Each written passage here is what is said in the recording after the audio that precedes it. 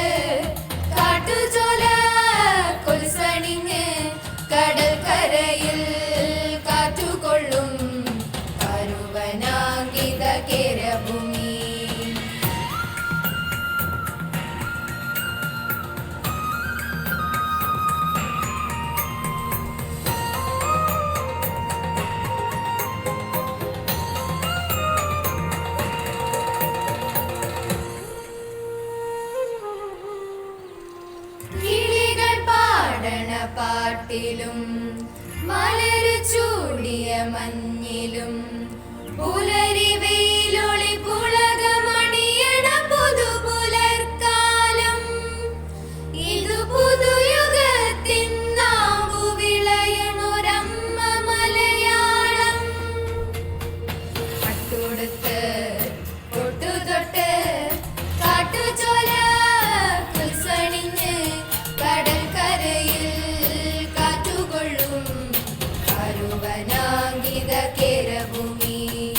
ഗാനം മീതെ പാഞ്ഞുപോകും മാരിമുകിൽ തേരിലേറി വന്നണയും മാമഴയെ കാത്തിരിക്കുന്നൊരു പുണ്യഭൂമി.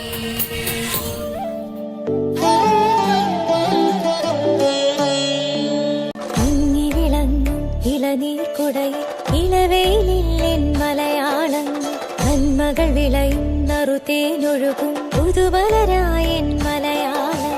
തെക്കൻ കാറ്റിലാടി മൗനവീണ വീട്ടി പൂമരങ്ങൾ പുൽകി ഭൂതലം തഴുകി. നിന്നിൽ നിന്നു വിരിയും കാവ്യം ഹരിതഭാവലാസ്യം. ഇളനീർക്കുടയിൽ ഇളവേലിൻ മലയാളം. നന്മകൾ വിളയും നറുതേനൊഴുകും പുതുമലരായൻ മലയാളം.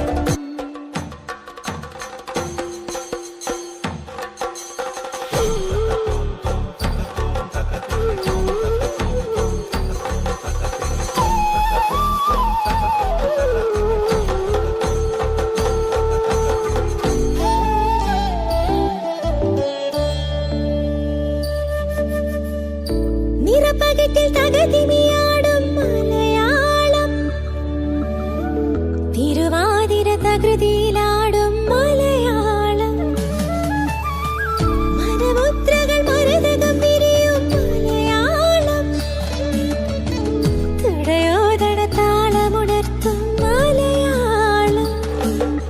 തലമുറ പകരും അമൃതൻ ഗുണവും മനം പാടും രുചികളുമാ. മഴവില്ലഴകും മനമിതിൽ പകരും നിറമാർന്ന നിമിഷവുമാ. ധരയിലെന്റെ അമ്മ മലയാളം.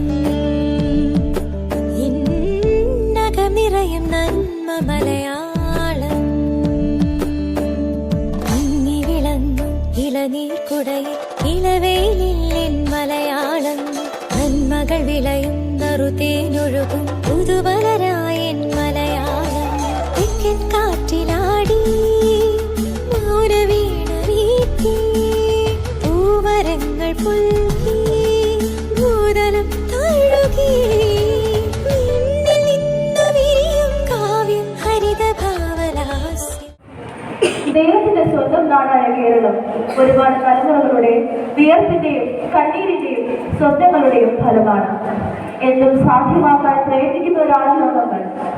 കേരളത്തിന്റെ യശസ് ഉയർത്താൻ ഏറ്റവും മുന്നിലെത്താൻ ഈ കേരള പിറവിയിൽ നമുക്ക് വീണ്ടും ഒന്നിച്ചു നിൽക്കാം. എല്ലാവർക്കും സന്തോഷത്തിന്റെയും സാഹോദര്യത്തിന്റെയും കേരള പിറവി ആശംസകൾ നേർന്നുകൊണ്ട് നിർത്തട്ടെ. നന്ദി, നമസ്കാരം.